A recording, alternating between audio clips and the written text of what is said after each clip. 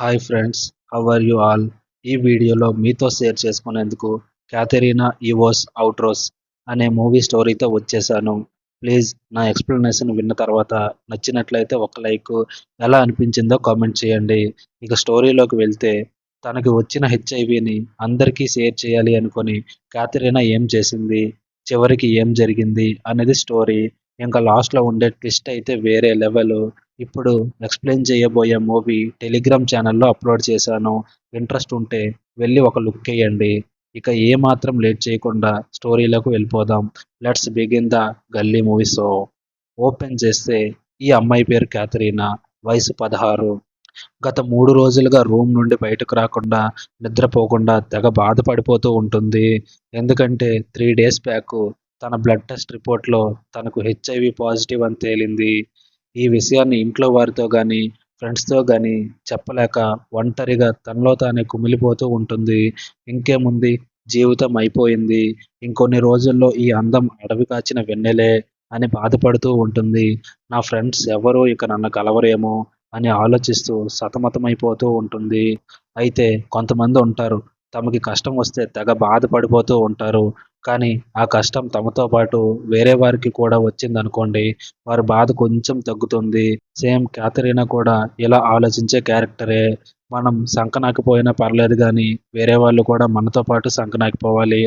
రాచబీనుగా ఊరికే పోదుగా, పోతూ పోతూ తనతో పాటు మరో 10 మందిని తోడు తీసుకెళ్తుంది. అలాగే క్యాథరీనా కూడా తనకు వచ్చిన రోగాన్ని మరి కొంతమందికి పంచి దాన్ని జాతీయం చేయాలి అని డిసైడ్ అవుతుంది. అలా అనుకోగానే వెంటనే గుర్తొచ్చిన ఫస్ట్ ప్లేస్ పబ్బు. మంచి హాట్గా ఉన్న డ్రెస్ వేసుకొని పబ్లోకి వెళ్ళి ఒకడిని సెలెక్ట్ చేసుకొని వాడి మీద గాలం వేస్తుంది. వాడు గాలానికి చిక్కగానే లేట్ చేయకుండా బాత్రూంలోకి తీసుకెళ్తుంది. వాడు ప్రొటెక్షన్ యూజ్ చేయబోతూ ఉంటే, వద్దు, నాకు లేకుండానే ఇష్టం, ఇలానే కానివ్వమంటుంది. వాడు ఆవేశం ఆగక సరేనని కమిట్ అయిపోతాడు. వాడి పని అవ్వగానే నెక్స్ట్ ఒక అడల్ట్ బుక్ స్టోర్లోకి వెళ్తుంది.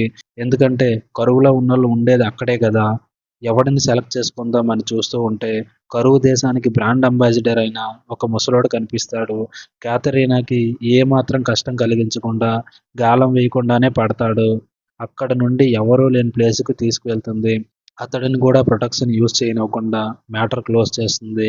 ఇక ఆ వికెట్ కూడా డౌన్ కాగానే నెక్స్ట్ టార్గెట్ కోసం బూమ్ బూమ్ యాప్లో వెతుకుతూ ఉండగా ఒక రిచ్ వైఫ్ అండ్ హస్బెండ్ తగులుతారు.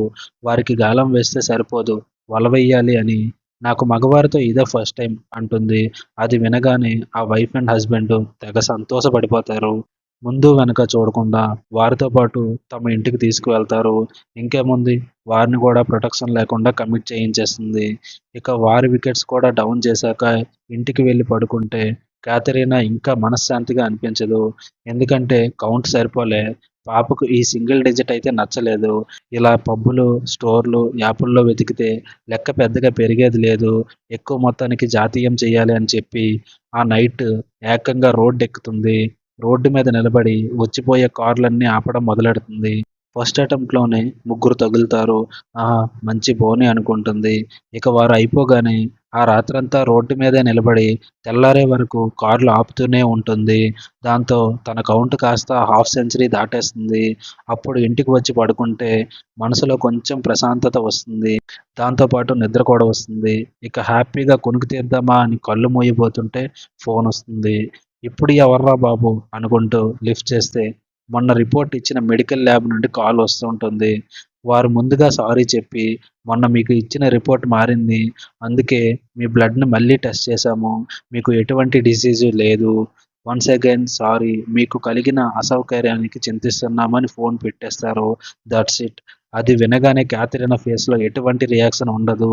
మొత్తం బ్లర్ అయిపోతుంది. బాడీలో ఎటువంటి మూవ్‌మెంట్ ఉండదు. జస్ట్ కాళ్ళు మాత్రమే కదులుతూ ఉంటాయి.